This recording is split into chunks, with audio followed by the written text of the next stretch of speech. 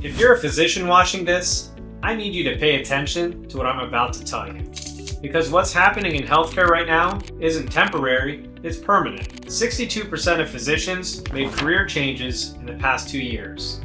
Not leaving medicine, but reshuffling, seeking better conditions, more flexibility, and different practice models. That's not normal turnover. That's a profession in transition.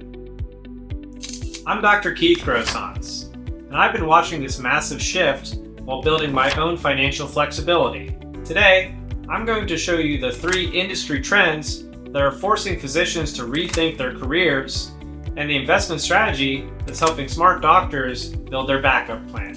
Let's start with what's happening to your paycheck.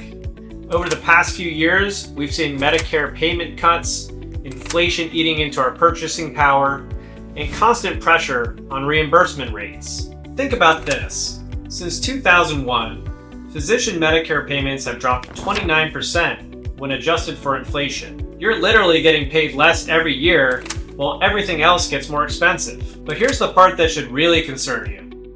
Hospital employment used to be the safe option. Now, employed physicians earn $38,000 less annually than those who still own their practices. Over a 30-year career, that's over $1 million in lost earnings. And then here's the next challenge. Your professional autonomy. Only 42% of physicians still work in private practice. That's down from 60% just 12 years ago. Private equity now controls more physician practices than hospitals do. Let me repeat that. Financial firms that have never treated a patient now control how you practice medicine. And what comes with that? You're spending hours every week on prior authorization alone, maybe 15 hours a week on paperwork. That's 40% of your work time doing bureaucracy instead of medicine. 50% of physicians experiencing private equity acquisitions actually report decreased job satisfaction. You went to medical school to help patients, not to hit productivity metrics for some MBA sitting in New York City. And finally, there's the sustainability issue.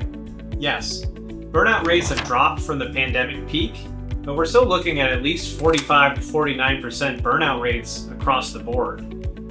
That's nearly half of all physicians. And here's what really concerns me. 42% of burned out physicians have been suffering for at least 2 years. This isn't a temporary crisis they're going through. This is the new normal. And it's even worse for some specialties. Emergency medicine is sitting at 73% burnout, family medicine, internal medicine, all above 50%. And the solution offered by the system? More seminars on wellness, maybe a meditation app. But the system isn't really broken.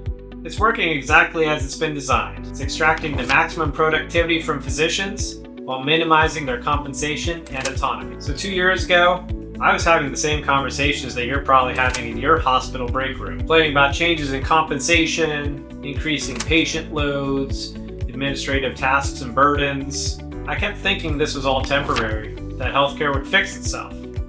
That if I just worked harder, saw more patients, the financial pressure would ease up. But then I looked at the data. I really looked at it. Medicare payments have been declining for 24 straight years. Healthcare consolidation is accelerating, not slowing down. And we have burnout rates that would shut down any other industry. That's when it really hit me. I wasn't planning for a temporary downturn.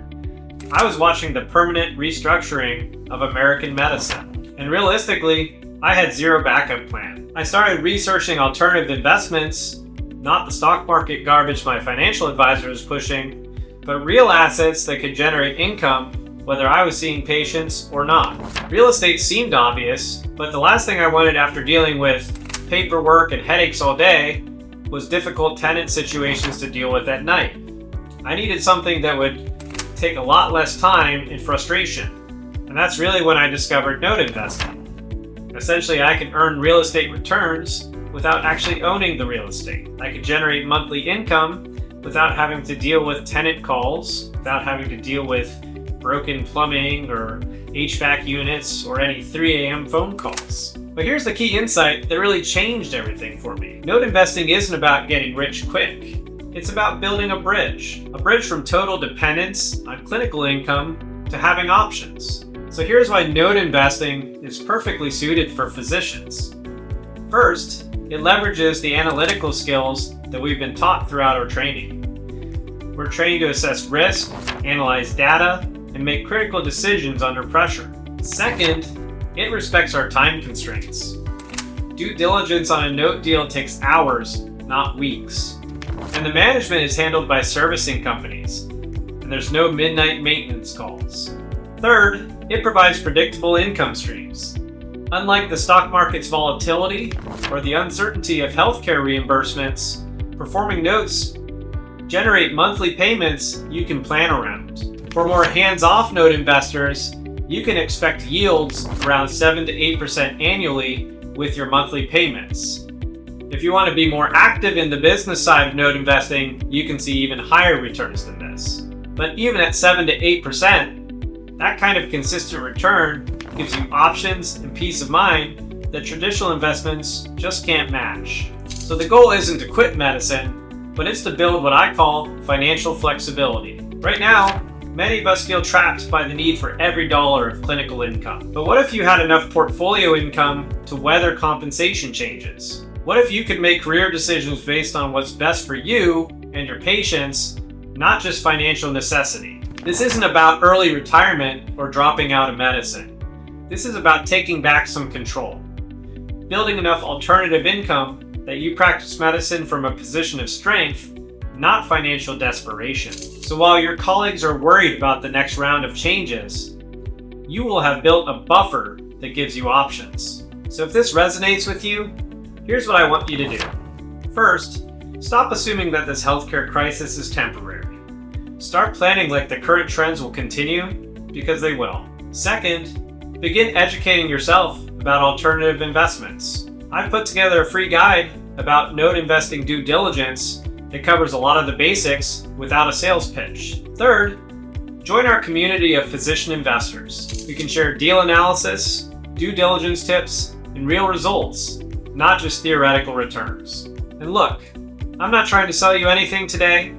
I'm trying to wake you up to what's happening and give you a roadmap for responding intelligently. The physicians who thrive in the next decade won't be the ones who burn themselves out within a broken system. They'll be the ones who build themselves flexibility and autonomy outside of it. The link to the free guide is in the description below.